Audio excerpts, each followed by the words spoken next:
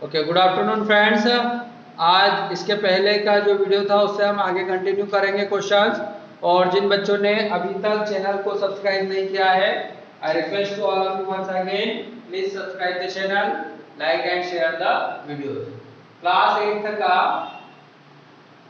Chapter number class 9 chapter number 8 exercise 8.1 solve कर रहे हैं हम। और क्वेश्चन नंबर 6 तक के सॉल्यूशन मैंने इसके पहले वाले वीडियो में डाल दिए हैं। अब हमको क्वेश्चन नंबर 7 से स्टार्ट करना है। So please open your book and read the question. Question number 6 और क्वेश्चन नंबर 7 लगभग दोनों एक जैसे है। इसमें क्या कहा गया है, ABCD is the rhombus. ABCD is the rhombus. तो जैसे ही रोम्बस बोला तो आपके दिमाग में तुरंत सेट हो जाना चाहिए कि इसकी चारों साइड आपस में क्या है, इक्वल है ना। रोम्बस सारी प्रॉपर्टी जितनी याद रखोगे उतना ज्यादा बेनिफिशियल रहेगा आपके लिए। तो हम गिवन में डायरेक्ट क्या लिख सकते हैं, AB equal to BC equal to CD equal to DA।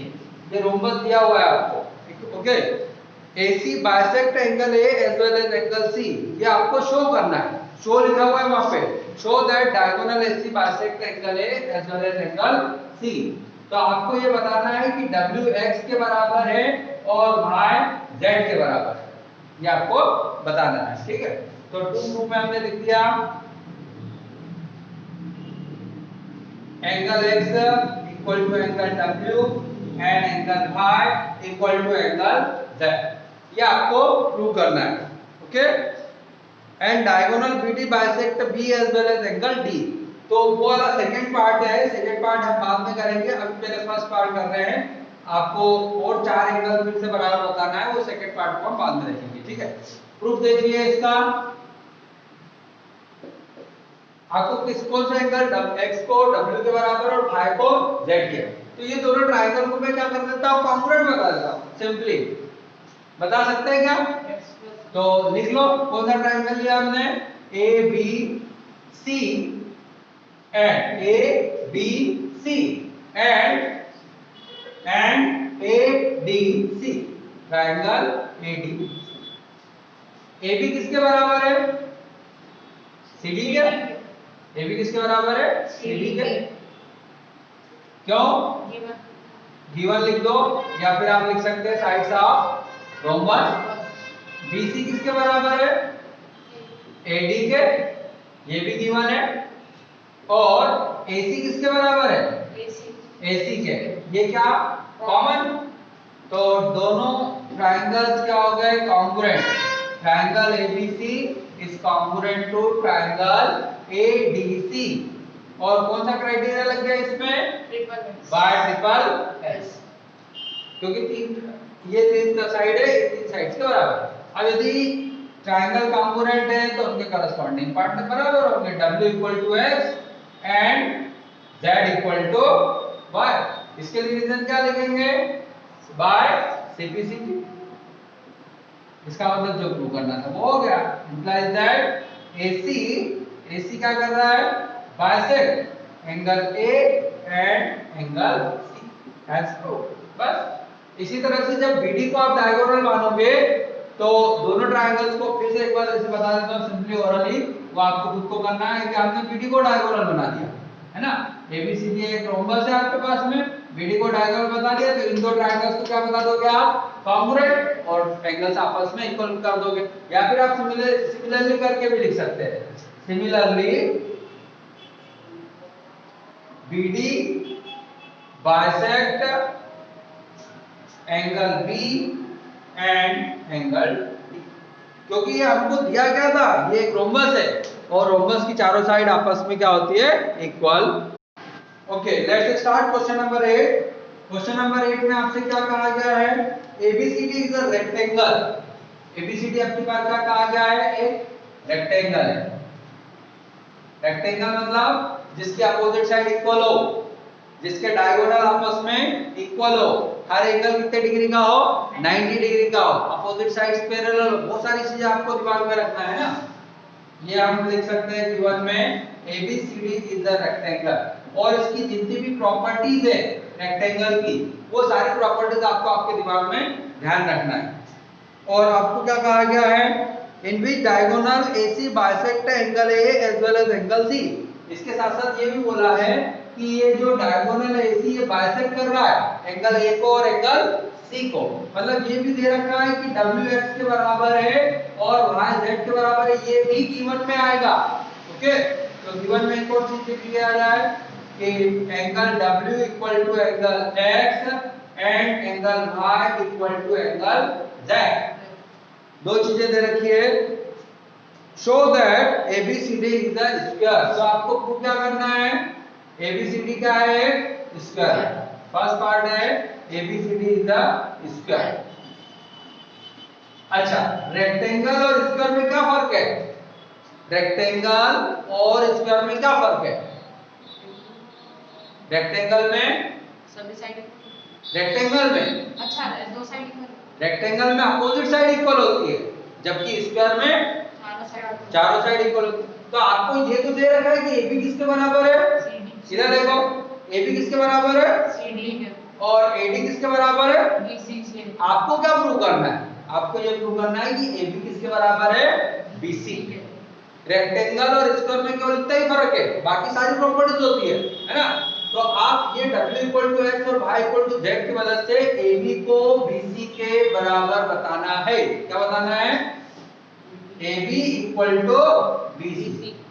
यदि AB BC के बराबर आ जाएगा तो मैं क्या लिखूंगा, AB के बराबर कौन है और BC के बराबर कौन है, तो चारों साइड बराबर हो जाएगी, मतलब वो स्क्वायर कहलाएगा। तो एक पार्ट तो ये है और दूसरा पार्ट ये भी दिया है diagonal BD bisect angle B as well as angle D।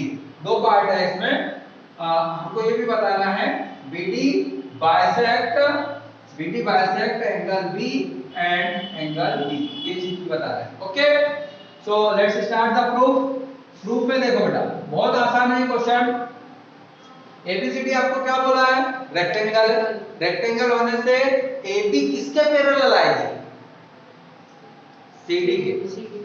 तो मैं लिखूंगा ABCD is a rectangle implies that AB parallel to CD। AB parallel to CD होने से एंगल X किसके बराबर हो जाएगा, है ना, एंड एंगल W किसके बराबर हो जाएगा, ओके।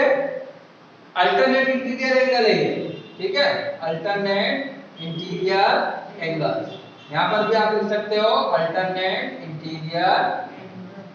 अब आगे बढ़ो, गिवन में क्या है आपके पास में, गिवन में क्या है, W equal to angle W equal to angle X। बस इतना सही लिखना। आप देखो, रुक जाओ बेटा, ये आपको गिवन है W equal to X, W के बराबर कौन और X के बराबर कौन, तो W की जगह मैंने लिख दिया क्या, मुझे ये दो एंगल्स को बराबर बताना है X और Z को।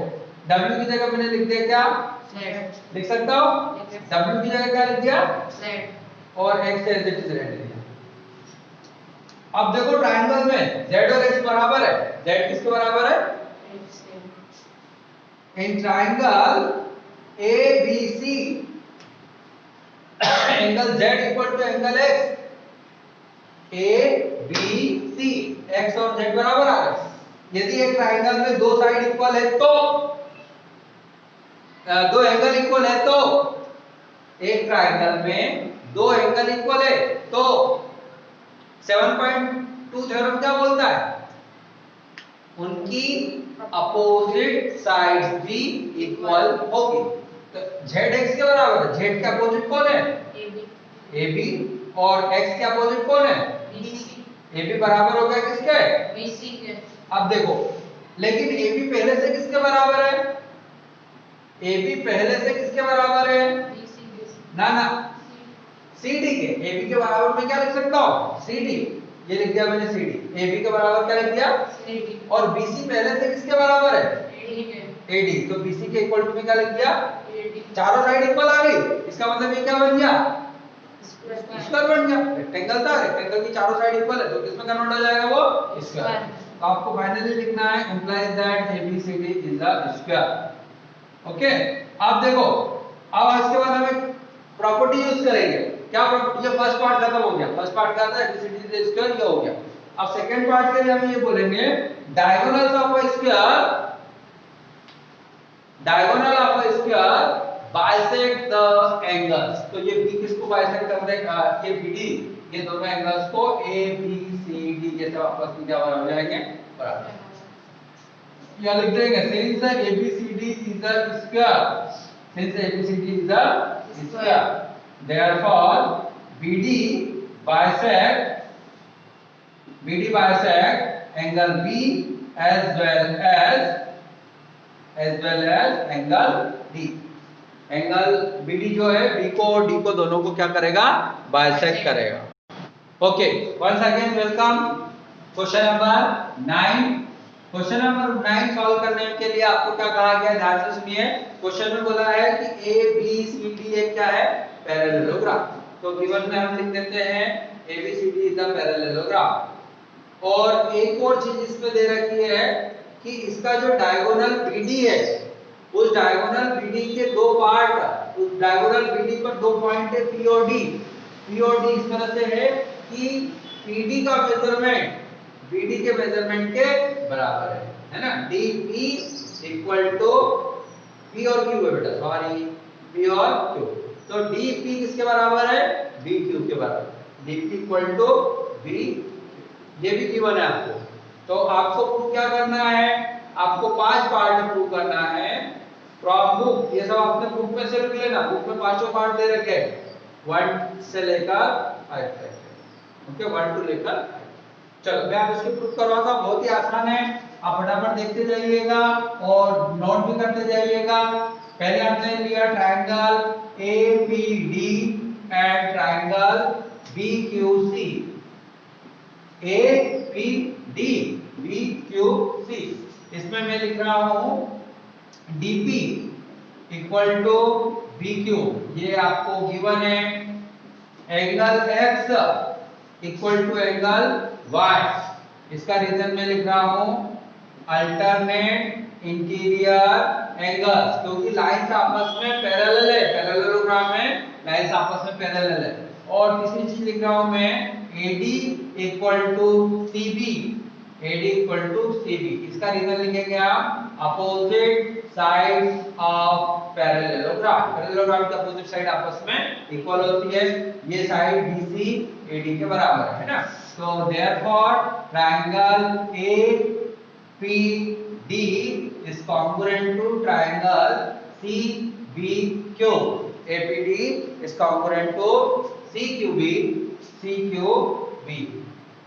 कौन सा क्राइटेरिया लग जाएगा इसमें, साइड एंगल साइड। अब साइड एंगल, तो ये फर्स्ट पार्ट आपका खत्म हो गया। साइड एंगल साइड से दो ट्रायंगल कॉन्ग्रुएंट है तो उनके करस्पॉन्डिंग पार्ट बराबर हो जाएंगे।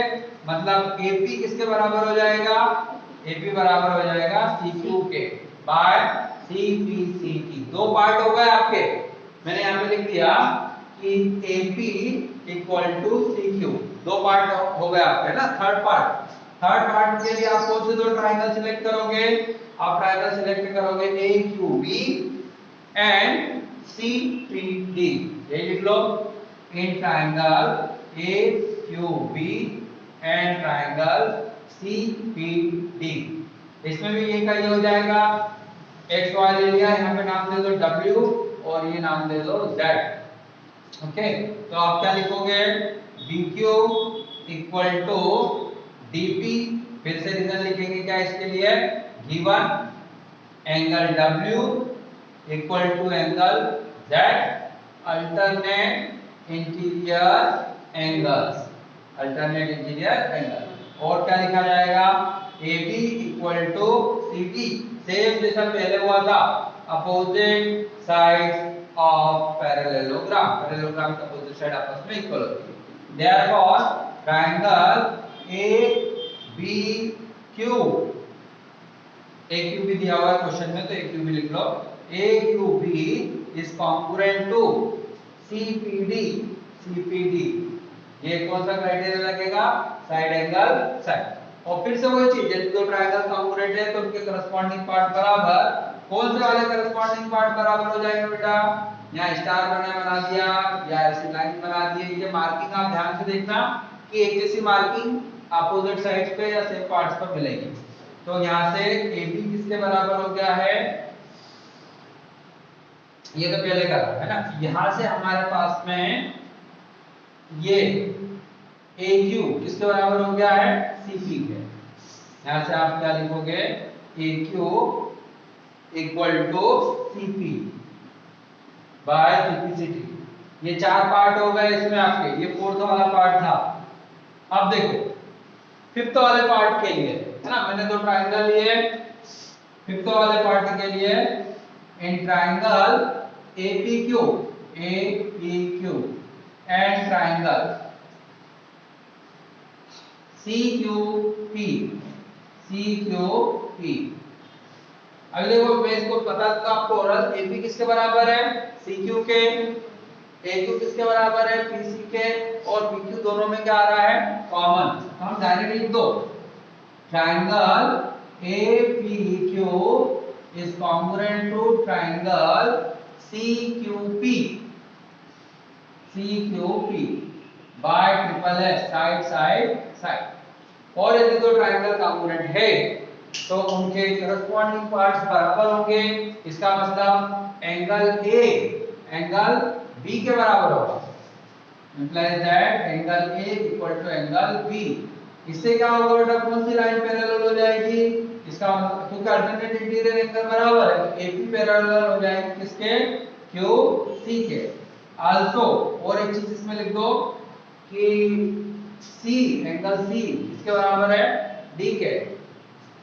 थोड़ा सा क्वेश्चन बड़ा है इसलिए आपको लग भी लग सकता है, पर होपफुल रहिए, है ना। C D के बराबर है तो AQ पैरेलल हो जाएगा किसके, AQ पैरेलल हो जाएगा CP के। और देखो 2 पेयर पैरेलल हो गए, इसका मतलब APCQ क्या बन जाएगा, इज अ पैरेललोग्राम। हैंसफोर्ड इस तरह से आपके पांचों पार्ट प्रूफ हो रहे हैं। Okay, I hope you have noted.